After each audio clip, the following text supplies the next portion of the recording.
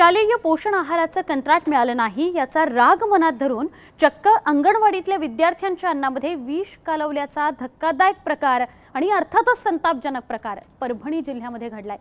मात्र गावकऱ्यांच्या प्रसंगावधानानं ही घटना वेळीच उघड झाली आणि पुढचा अनर्थ टळला।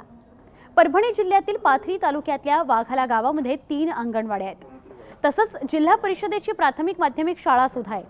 अंगणवाडीमध्ये 100हून अधिक बालक आणि शाळेत हजारो विद्यार्थी शिक्षण घेत आहेत। शासनाकडून शालेय पोषण आहारांतर्गत या सगळ्यांना अन्न शिजवून दिलं जातं। अंगणवाडीचं कंत्राट जे आहे ते जय भवानी महिला बचत गटाला देण्यात आलंय, तर शाळेच्या 1ली ते 8वीतल्या विद्यार्थ्यांचं कंत्राट समर्थ महिला बचत गटाला देण्यात आलंय। मात्र अंगणवाडी आणि शाळा या दोन्हीचंही कंत्राट आपल्यालाच मिळावं, तसंच जय भवानी महिला बचत गटाला काळ्या यादीत टाकलं जावं यासाठी म्हणून समर्थ महिला बचत गटानंच हे कारस्थान रचल्याचं समोर आलेलं आहे। या ठिकाणी खाऊ शिजवून देण्यासाठी मुलांसाठी खाऊ शिजवण्यासाठी 2 सेवक ठेवण्यात आलेले आहेत। त्यापैकी पहिला दत्ता आशुरोबा लोणकर आणि दुसरा अण्णा मारोतराव खिस्ते।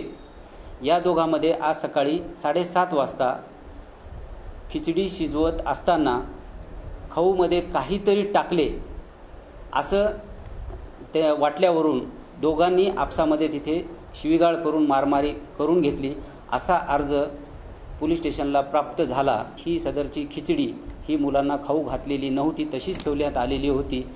त्याचा पंचनामा करून त्याचे सॅम्पल तपासणीसाठी घेण्यात आलेले आहेत।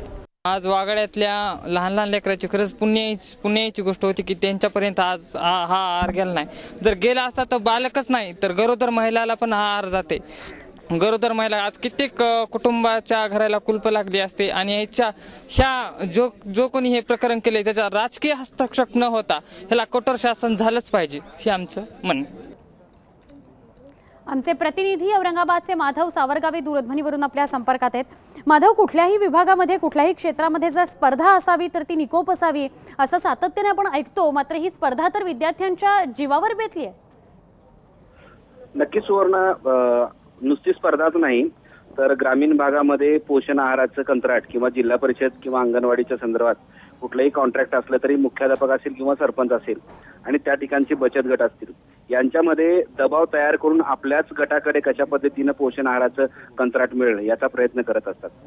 मात्र ही अतिशय दुर्दैवी बातमी समोर आलेली आहे। वाघाला गावामध्ये जवळपास 3 अंगणवाड्या आहेत आणि त्या तिन्हीमध्ये आपल्याच बचत गटाला हे सगळं कंत्राट मिळावं यासाठी प्रयत्न सुरू असताना हा सगळा प्रकार समोर आलेला आहे। मुळात इतर जे बचत गट आहेत ज्याला ह्या सगळ्या पोषण आहाराचं कॉन्ट्रॅक्ट मिळालेलं आहे ते काळ्या यादीत जावं यासाठी लहान लहान मुलांचा जीव घेण्याचा प्रयत्न या निमित्तानं करण्यात आल्याचं समोर आलेलं आहे। सुदैवानं हे सगळं औषध उंदीर मारण्याचं जे औषध होतं ते अन्नामध्ये किंवा त्या खिचडीमध्ये टाकल्यानंतर सुदैवानं ह्या मुलांना खाऊ घातली नाही, त्यामुळे कुठलीही जीवितहानी होऊ शकली नाही। मात्र हा दुर्दैवी प्रकार अतिशय धक्कादायक आहे आणि या सगळ्या प्रकार जो आहे हा अत्यंत धक्कादायक आहे। मात्र माधव, आपण सांगू शकाल कधी हा सगळा प्रकार उघडकीस आला? ज्यावेळेस सकाळी हा सगळा पोषण आहार विद्यार्थ्यांना लहान मुलांना देण्यात येतो त्यावेळेस हा सगळा प्रकार समोर आलेला आहे। कारण आज सकाळी शालेय पोषण आहाराचं खिचडी शिजवल्यानंतर त्या शाळेतील जी काही बचत गट आहेत ते बाहेर गेल्यानंतर दुसऱ्या बचत गटाच्या सगळा हा प्रकार बचत गटाच्या त्या सगळ्या सदस्यांनी हा प्रकार केल्याचं समोर आलेलं आहे। त्यामुळं आता पोलीस तातडीनं या सगळ्या प्रकरणाची चौकशी सुरू केली आहे आणि या गावकऱ्यांची एक आग्रही मागणी आहे की लहान लहान मुलांचा जीव जाईल अशा पद्धतीनं हे कृत्य करणाऱ्यांना कुठलंही राजकीय पाठबळ न मिळता त्यांच्यावर तात्काळ गुन्हे दाखल करावे आणि त्यांच्यावर कारवाई व्हावी अशा पद्धतीची मागणी केली आहे। त्यामुळे दिवसभर आज परभणी जिल्ह्यामध्ये आणि खास करून हा जो या वाघाला गावामध्ये अतिशय चिंताग्रस्त स्थिती निर्माण झाली होती। नक्कीच, मात्र आपण बघितलं तर हे जे बचत गट आहेत, ज्या बचत गटाने असा प्रकार करण्याचा प्रयत्न केलेला आहे त्याला कुठल्या तरी अंगणवाडीतल्या व्यक्तीचं साथ असणार, समर्थन असणार ज्यामुळे तो हे करू शकला, असं काही समोर आलेलं आहे का? सुवर्ण, हा सगळा प्रकार झाल्यानंतर गावकऱ्यांनी हा सगळा कुठलाही अनुचित प्रकार पुढच्या वेळेस होऊ नये असे एक गंभीरपणे घेऊन तातडीनं पोलिसांना याची माहिती दिली होती। आणि त्यानंतर हा सगळा प्रकार करणाऱ्यांना पोलिसांनी आता ताब्यात घेणं सुरुवात केली आहे, त्यांच्यावर गुन्हे सुद्धा दाखल केलेले आहेत. नक्की. मात्र हा सगळा मात्र प्रकार माधव- कोण कशा पद्धतीने केलेला आहे याची तपासणी पोलीस केल्यानंतरच स्पष्ट होईल की हा सगळा प्रकार कोणी कुणाकडून कशा पद्धतीने करून घेतलेला आहे. नक्की, म्हणजे हा प्रकार कोणी आणि कसा करून घेतला हे तर स्पष्ट होईल. मात्र जीवे मरण्याचा प्रयत्न करण्याचा गुन्हा ज्यांनी कोणी हे केलंय त्यांच्यावर दाखल होईल का? नक्कीच आता गावकऱ्यांची एक आग्रही पोलिसांकडे एक मागणी आहे. त्याचबरोबर सगळ्याच पद्धतीनं हे जे सगळा प्रकार समोर आलेला आहे, जेणेकरून लहान लहान मुलांचा जीव जाईल अशा पद्धतीनं उंदीर मारण्याचा औषध वापर करून त्या खिचडीमध्ये टाकलेलं होतं. त्यामुळं कुठंतरी जीवे मारण्याचा प्रयत्न झालेला आहे. आणि सुदैवानं जरी ही मुलं खिचडी खाली नसली तरी जर समजा खाल्ली असती तर मोठा अनर्थ झाला असता. त्यामुळे ह्या सगळ्या करणाऱ्यावर म्हणजे जो कोणी असा प्रकार करेल त्यांच्यावर जीवे मारण्याची प्रयत्न अशा पद्धतीने गुन्हे दाखल करण्याच्या संदर्भात नक्की पोलिसांची माधव पावलं पुढे चालली. नक्की माधव, तुम्ही दूरध्वनीवरून असेच संपर्कात राहा. बाल प्रकल्प विकास अधिकारी धनराज नीला आपल्या सोबत आहेत. धनराज नीला, परभणी जिल्ह्यामध्ये हा जो प्रकार घडलेला आहे भयंकर प्रकार आहे. 2 बचत गटांमधल्या स्पर्धांमधून जीवे मरण्याचा प्रयत्न झालेला आहे.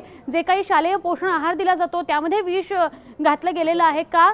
तर एका बचत गटाचं जे कॉन्ट्रॅक्ट आहे ते निघून जावं आणि ते आपल्याला मिळावं यातनं आपण या सगळ्यावर काय भाष्य कराल सुरुवातीला? प्रकार ज्यावेळेस आम्हाला समजला त्यावेळेस आम्ही थोडंसं माहिती घ्यायचा प्रयत्न केला. त्यामध्ये आपण म्हणताय ते बरोबर आहे की त्याचं पूर्वीचं काम काढून घेतलं होतं आणि नवीन माणसाला काम देऊ द्यायचं नव्हतं, त्याला बदनाम करायचं होतं.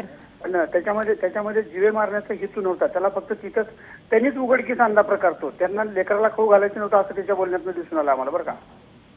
म्हणजे मुलापर्यंत खिचडी गेलेली नव्हती आणि ज्या ठिकाणी टाकलं त्या ठिकाणी त्यांनी स्वतःहूनच उघडकीस आणला प्रकार की त्याला फक्त तेवढं ते दाखवून द्यायचं होतं की तो नवीन बचत गटवाला काम चांगलं करत नाही म्हणून.